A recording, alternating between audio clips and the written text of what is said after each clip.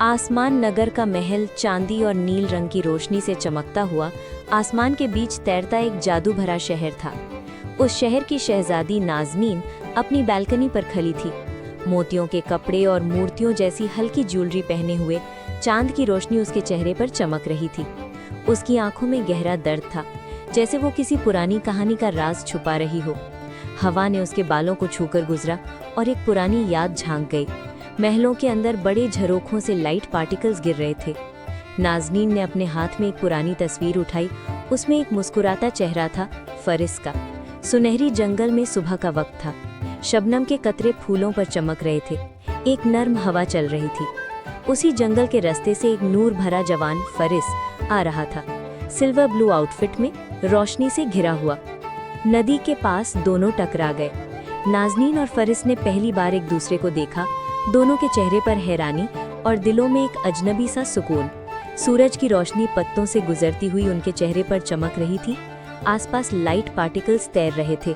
फरिस मुस्कुराया और नाज़नीन शर्माकर आंखें झुका गई।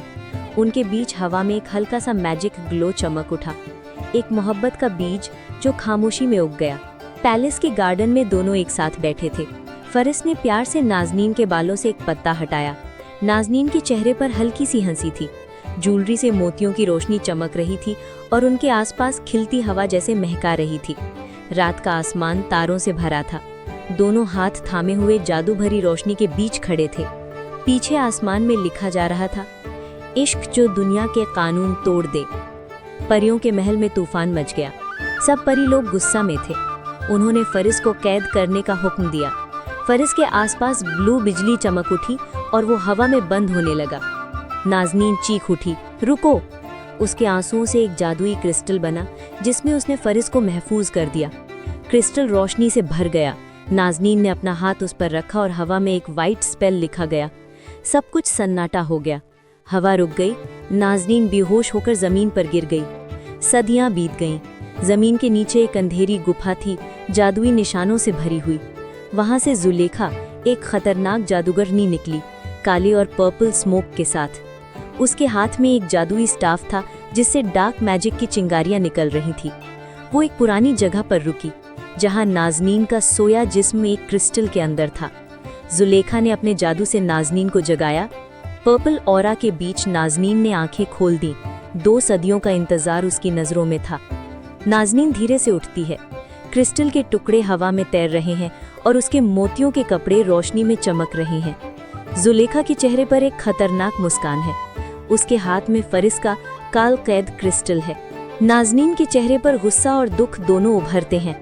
वो वाइट ऑरा के साथ खड़ी होती है, रोशनी और जज्बा दोनों एक साथ। 2 औरतें, एक रोशनी एक अंधेरा, सामने सामने टकराने को तैयार हैं।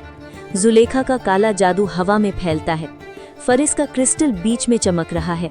नाज़नीन अपने हाथ से वाइट एनर्जी का स्पेल चलाती है। दोनों के जादू टकराते हैं। बिजली और रोशनी का तूफान मच जाता है। जमीन टूट रही है। हवा में घूमती रोशनी, दोनों की आंखें एक दूसरे पर टिकी हुई हैं।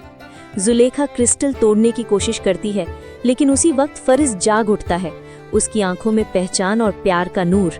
उसका पहला लफ्ज निकलता है, नाज़नीन। फरिस अपनी परी शक्ति से जुलेखा का डार्क स्पेल तोड़ता है। एक वाइट एक्सप्लोजन होता है और अंधेरा बिखर जाता है। जुलेखा हवा में विलय हो जाती है।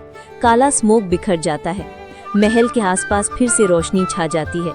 नाज़नीन और फरिस एक दूसरे के पास दौड़ कर आते हैं, गले लगते हैं।